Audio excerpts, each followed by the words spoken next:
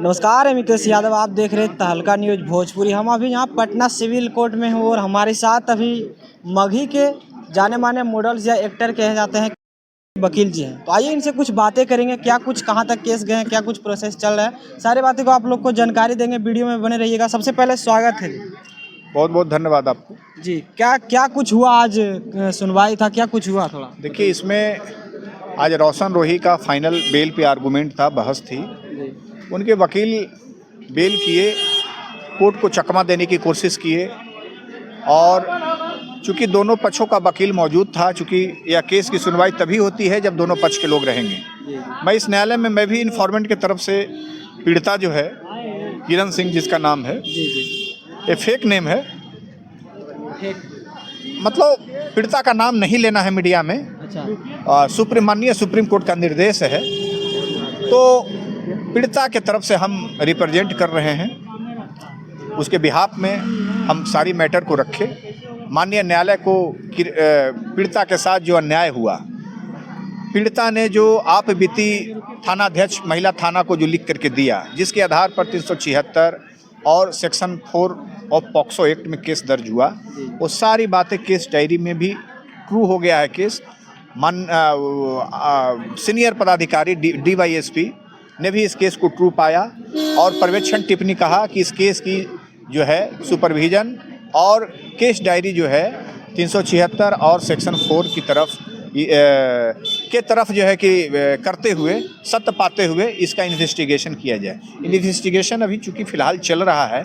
माननीय न्यायालय से हम कहे पत्रकार बंधु कि यदि इस प्रकार के मैटर में यदि रोशन रोही को बेल पे छोड़ दिया जाएगा तो वह जेल से निकल करके पीड़िता को धमका सकता है, गवाहों को धमका सकता है, केस को अपने फेवर में कर सकता है, पुलिस के मेल से वो अपने केस को मजबूत बना सकता है अपने फेवर में, और पीड़िता का जो है कि केस की एविडेंस के साथ छेड़छाड़ कर सकता है।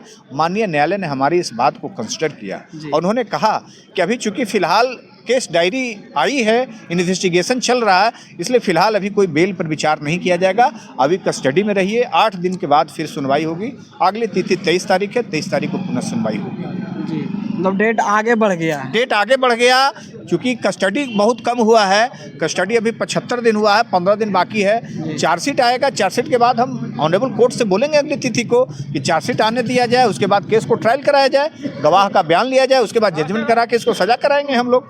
इसमें फ़िलहाल कोई बेल की कोई गुंजाइश नहीं है, इसलिए रोशन रोही को फ़िलहाल कोई बेल नहीं मिलेगा।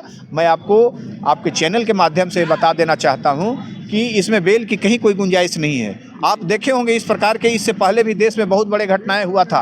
कला के नाम पर, धर्म के नाम पर, शिक्षा के नाम पर जो दुष्कर्म करने वाले जो काम करते हैं कोई व्यक्ति, इस प्रकार के लोगों को न्यायालय भी बकसती नहीं है, किसी प्रकार का रियायत नहीं देती है। इसलिए रोशन रोही भी कला के नाम पर, वो कलाकार बनाने के नाम पर जो है, हीरोइनी बनाने के नाम पर जो है कि दुष्कर्म किया है, शोषण किया है किरण सिंह को, इसलिए उनको भी न्यायालय के द्वारा किसी प्रकार का कोई रियायत नहीं मिलने जा रहा है। इसलिए 23 तारीख का भी इंतजार कीजिए, मैं फिर मिलूंगा और उस दिन इनका भी बेल खारिज होगा। जी, जब क्या लगता है 23 तारीख को रोशन रोही जी निकलेंगे या फिर खारिज हो जाएंगे? इनकी बेल खारिज होगी जी, इनकी बेल खारिज होगी क्योंकि इनका केस बहुत ख़राब है, इनके ऊपर आरोप बहुत ख़राब है और आरोप ऐसे हैं कि मैं सब कुछ आपको मीडिया के सामने नहीं बता सकता हूं। क्योंकि आरोप तो आरोप होता है, लेकिन इतना जानिए कि इनके ऊपर 376 और सेक्शन 4 लगा हुआ है।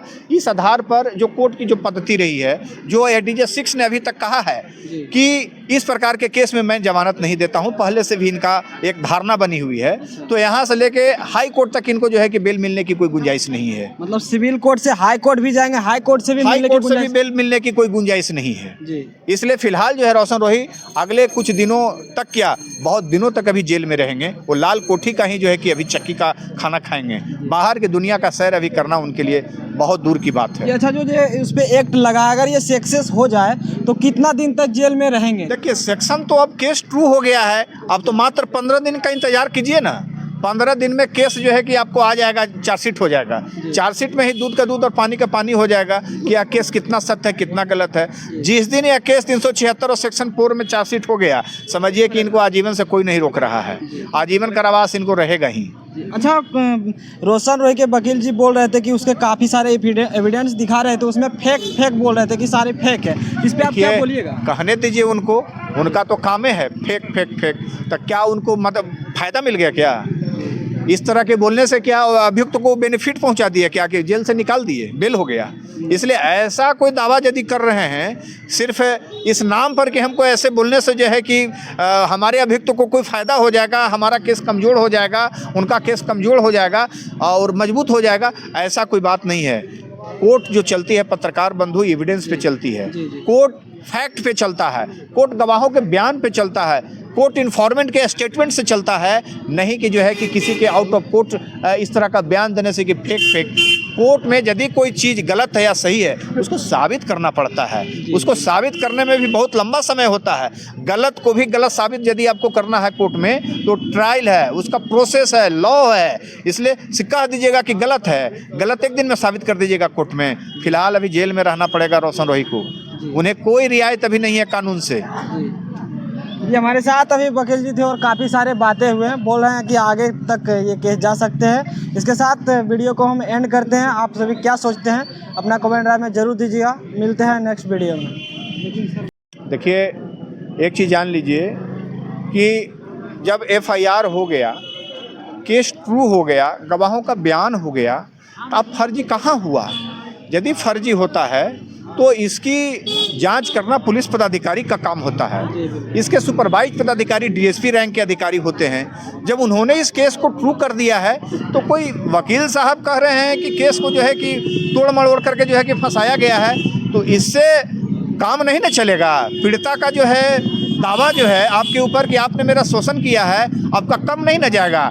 इसलिए विपक्षी बहुत चालाक लोग हैं, बहुत तरह का वो जो है कि पहले भी जो है कि वो शिकंजा बनाने का गलत दाव खेलने का काम किए हैं। तो इसलिए इस प्रकार की बात बोलने से रोशन रोही और उसके जो वकील साहब है उनको यह बातें जो है कोर्ट में उनकी दलील नहीं चलेगी और नहीं चली है, और आगे भी 23 तारीख को किसी प्रकार का इनकी इस प्रकार की दलील जो है नहीं साबित होगी और रोशन रोही फिलहाल अभी जेल में ही रहेंगे। वो बोल रहे हैं कि 23 तारीख को तो बाहर आ जाएंगे। वो तो 15 को भी गारंटी दिए थे, निकल गए क्या पत्रकार बंधु? आप कैसा सवाल करते हैं? अरे आप भी यही न्यायालय में खड़े हैं, हम भी इसी न्यायालय में खड़े हैं। पिछले न्यायालय डेट पर भी इसी न्यायालय में आए थे, इससे पहले भी आप लोग आए होंगे।